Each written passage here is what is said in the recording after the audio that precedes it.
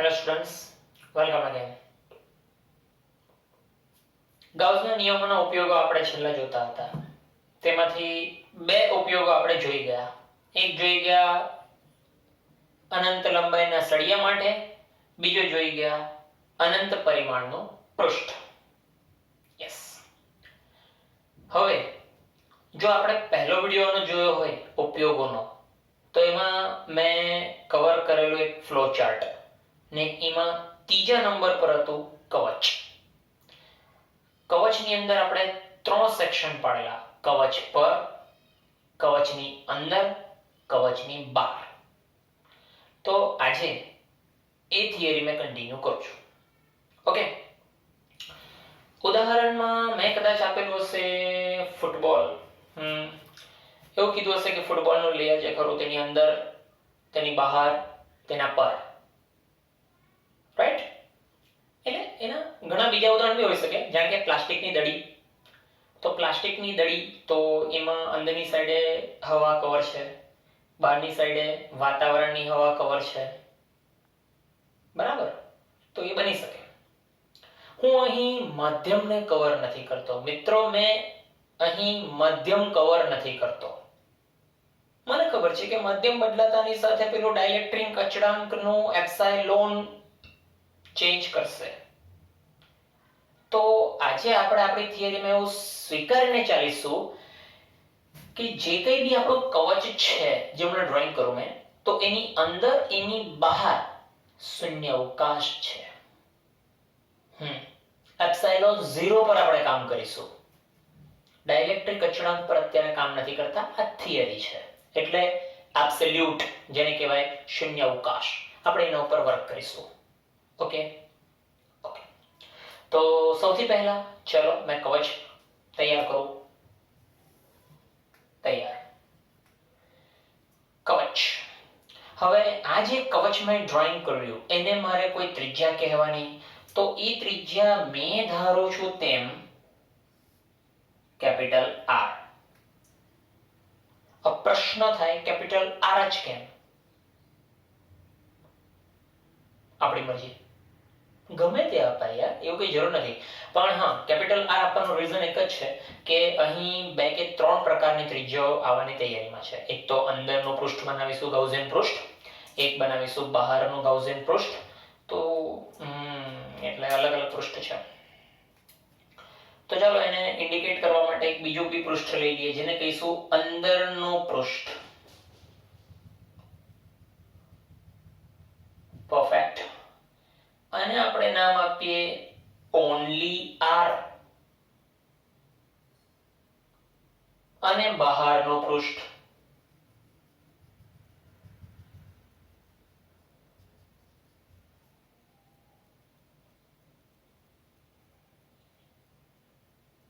લ્યો are dash. મિત્રો, આ વસ્તુ ટોટલ આપણા ઉપર છે કે આપણે શું નામ આપીએ, એ આપણા પર છે. એટલે અંદર આર ડેશ આપવું કે બહાર આર આપવું કે આર ડેશ આપવું, ટોટલી ડિપેન્ડ ઓન યુ. તો પછી એ પ્રમાણે તમારે ગુજરાતી વર્ણન જે તમે નીચે કરશો એ પ્રમાણે લખવાનું.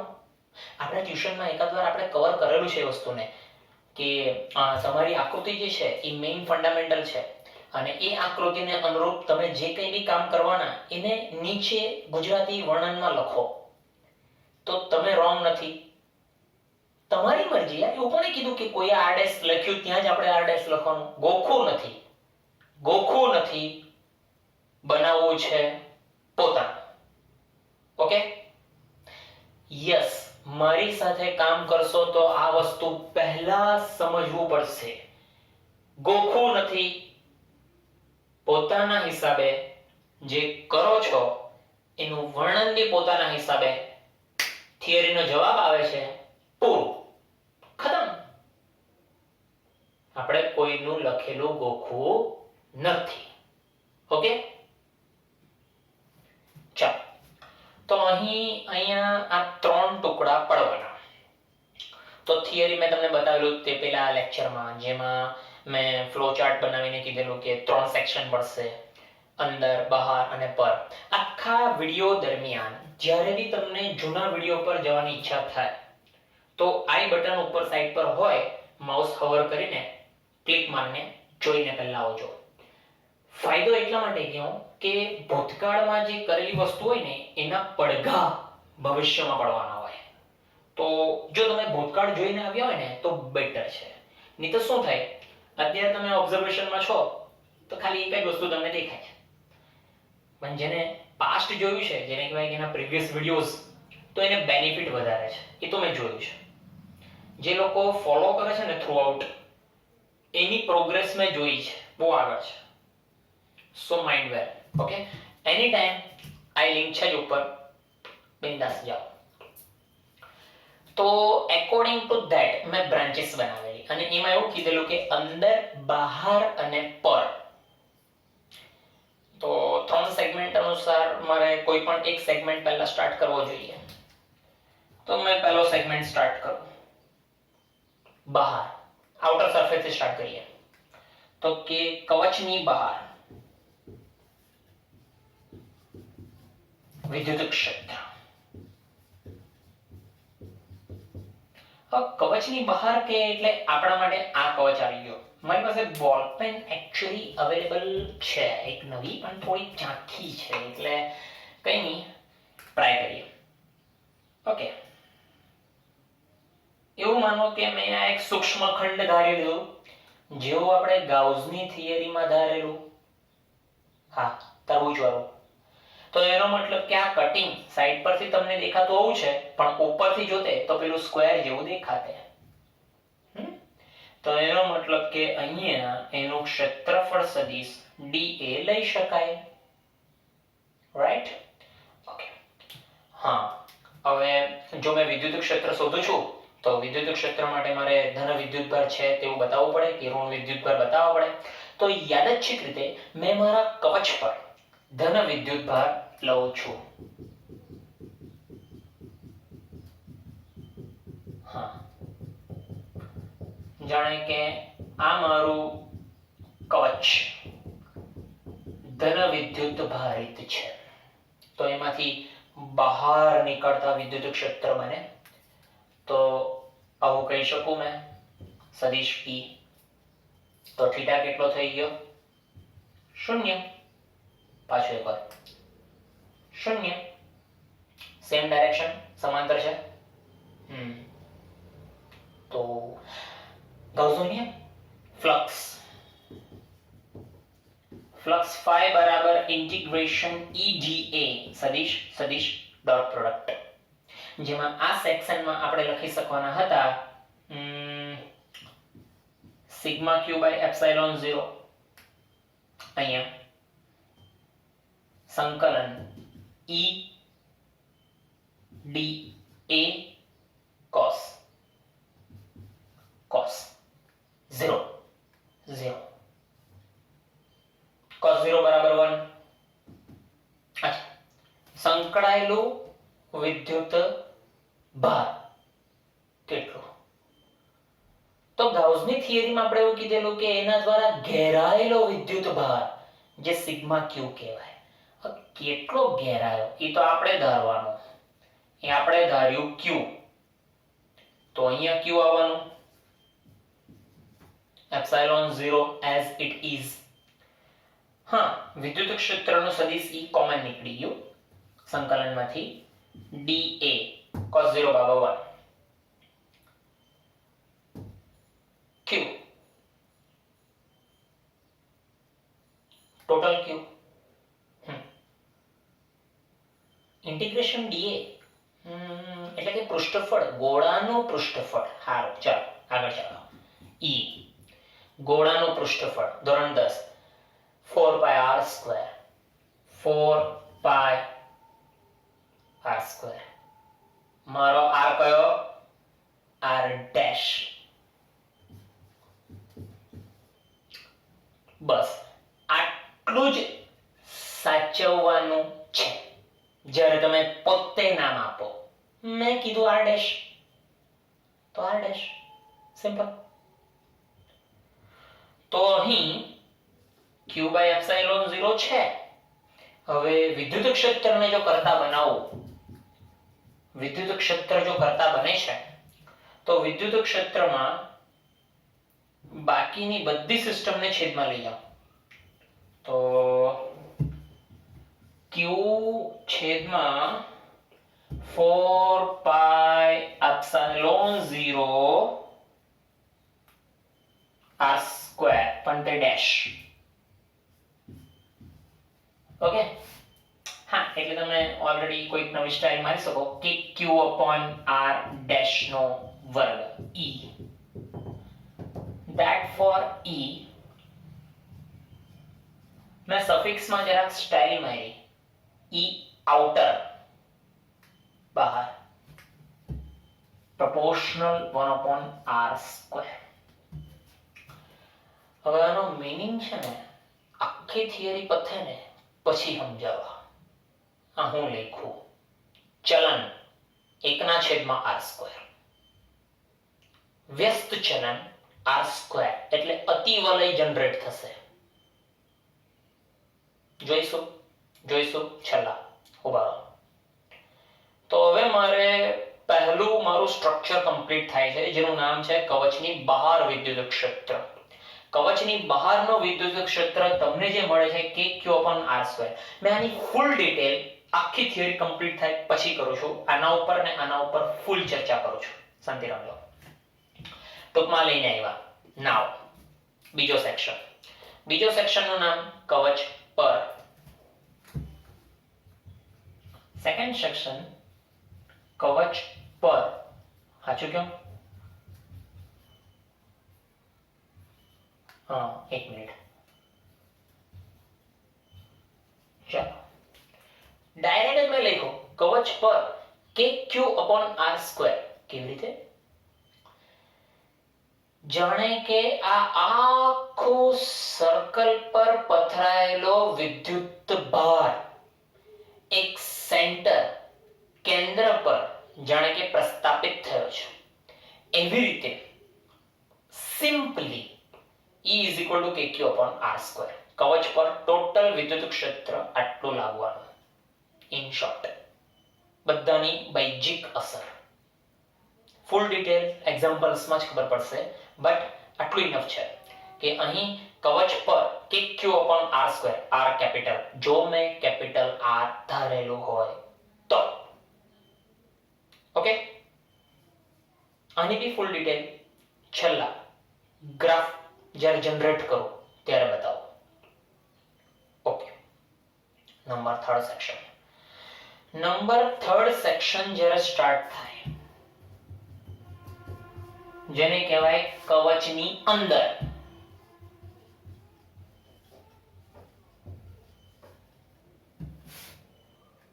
બહુ શાંતિથી જોજો. એવું બને કે કદાચ માંથી ઉતાવળ થઈ જાય કે ગમે તે થાય, સ્પીડ આવી જાય, કારણ કે મેં એક્સાઇટ થઈ જાઉં તો સ્પીડ મારી વધી જતી છે. તો થોડું રિપીટ કરીને પાછું જોજો. બને છે, મને ખબર છે મારી સ્પીડ વધી જાય થાય. કવચની અંદર વિદ્યુત ક્ષેત્ર. આના માટેની ચર્ચા થાય છે. ગાઉસને બોલાવો, કારણ કે ગાઉસિયન પૃષ્ઠ અલગ છે. ગાઉસિયન પૃષ્ઠ અલગ છે, બોલાવો. અહીંયા નહીં બોલાવવાનું કારણ પોતે જ ગાઉસિયન પૃષ્ઠ હતું. અહીંયા લાવવું જ પડશે ગાઉસિયન પૃષ્ઠ. તો E dA sigma q/ε0.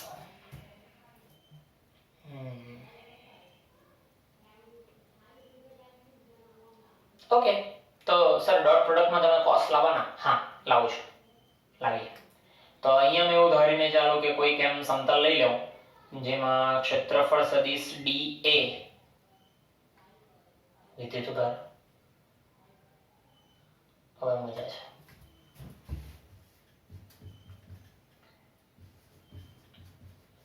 cos theta. જોજો હે, હવે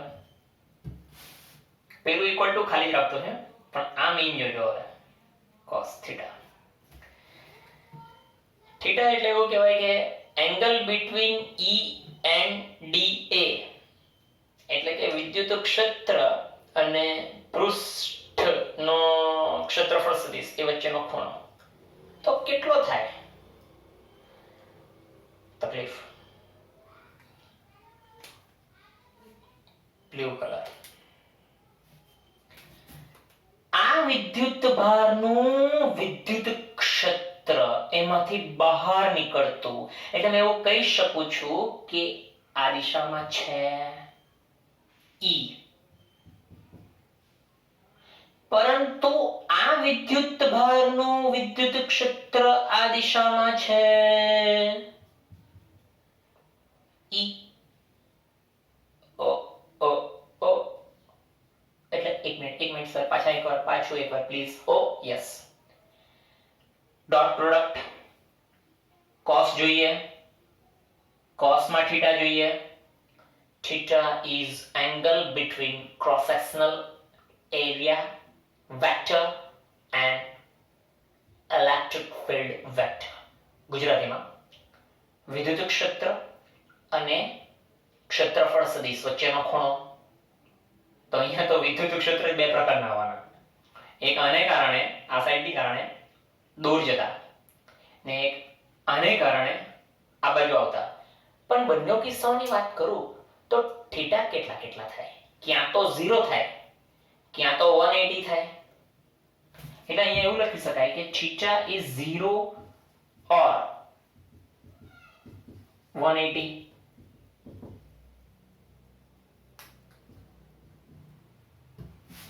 थीटा 0 के 180 के तो ऑलएसटीसी टाइम के cos is equal to 1 or minus 1. Yeah, 1 or minus 1. पहला इक्वल टू ની બીજી બાજુ કવર કરો, પછી ઇક્વલ ટુ ની આ બાજુ કવર કરીએ. ઇક્વલ ટુ ની પેલી બાજુ સિગ્મા ક્યુ. સિગ્મા ક્યુ યાર ઘેરાયેલા વિદ્યુત ભારોનું સમેશન.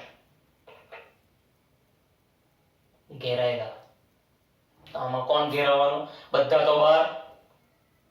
જો બધા વિદ્યુત ભાર બહાર છે તો ઘેરાયેલું તો કોઈ જ નહીં મળે. 0 0 ના છેદમાં એપ્સિલોન 0. એટલે આ માયા જાલમાં પડવાનું જ નહીં હતું. એમ કે અહીંયા સદિશ ઈ બહાર આવતે ઇન્ટિગ્રેશન dA cos થીટા થતે આ બાજુ જવાબ 0 જ આવતે. 0 ના છેદમાં કહી દઈએ એટલે 0 0 જ આવતે. અને આ આખો સ્ટેપ 0 માં ડૂબીને આન્સર આપતે E બરાબર 0.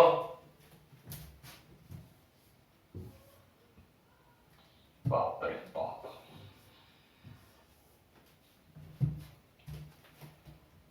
આ ત્રણ બોક્સ પાડ્યા ને એ તમારા ત્રણ મેઇન સમીકરણ. એટલે કે કવચની અંદર તમને વિદ્યુત ક્ષેત્ર શૂન્ય મળશે. ભાઈ કેમ? અરે ઘેરાયેલો વિદ્યુત ભાર જ નહીં મળે. જો ઘેરાયેલો વિદ્યુત ભાર નથી તો પછી એનો મતલબ એ જો 0 તો એનો મતલબ કે ટોટલી RHS સાઈડ જો 0 તો લેફ્ટ હેન્ડ સાઈડ બી 0, એટલે વિદ્યુત ક્ષેત્ર 0. This is internal. આને કીટના આઉટર લખ્યું તેવું ઇન્ટરનલ. અને આ એક્ઝેક્ટલી વિદ્યુત ક્ષેત્ર કવચ પર. તો ચાલો પેલો સમય આવી ગયો, જેમ મેં કીધું મેં છેલ્લા ડિસ્કસ કરા ગ્રાફ પર. ગ્રાફ દોરતો છું.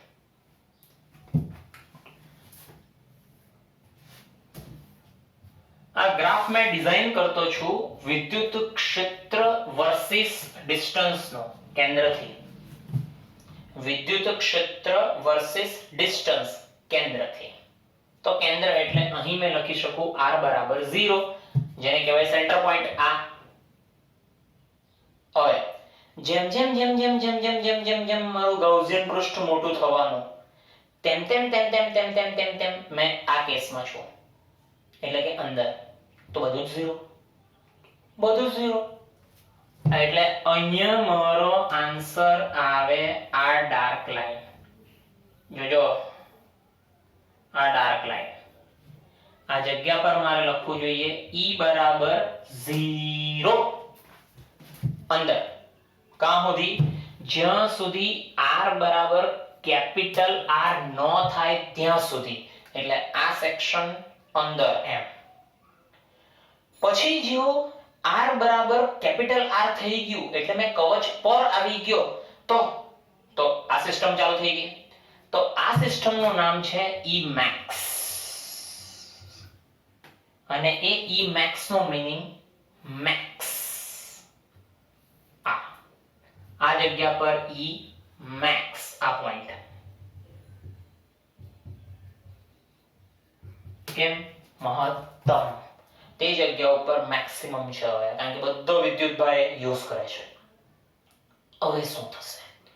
હવે તમે કવચની બહાર નીકળવાના. તો કવચની બહાર માટે કયું સમીકરણ આવ્યું? આ આવ્યું જે કોના પ્રપોર્શનમાં છે? r² ના. એટલે કે અતિવલય.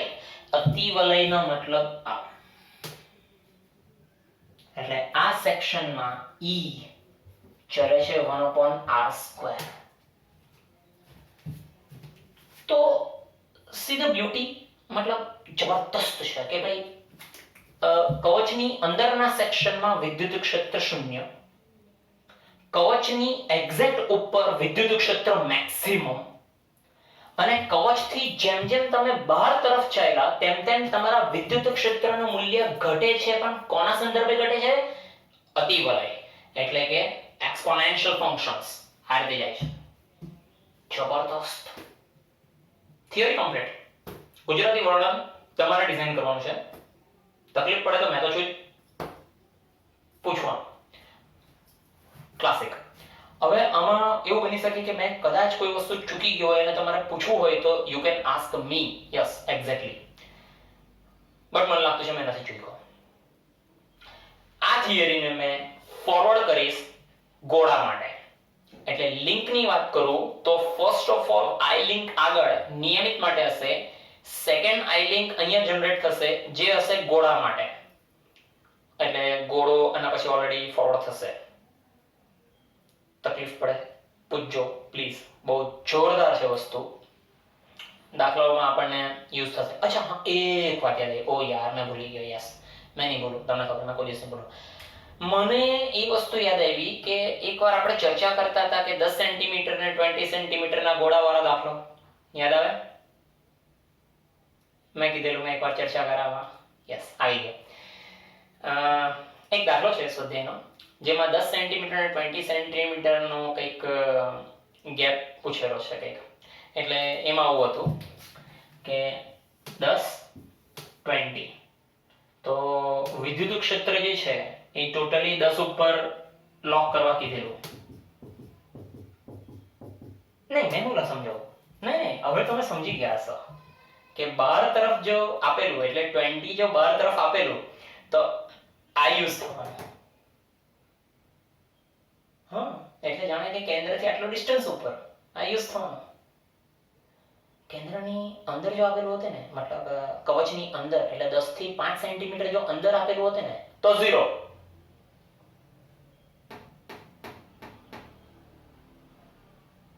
પ્રેક્ટિસ એમસીક્યુ કરીશું, આવશે. થિયરી ટીપમાં અત્યારે સમજાવવાની હતી એટલે સમજાઈ ગઈ. ગોળા પર આવું છું હવે થોડી વારમાં. એનાલાઇઝ કરો ગુજરાતી વર્ઝન સાથે. Signing of.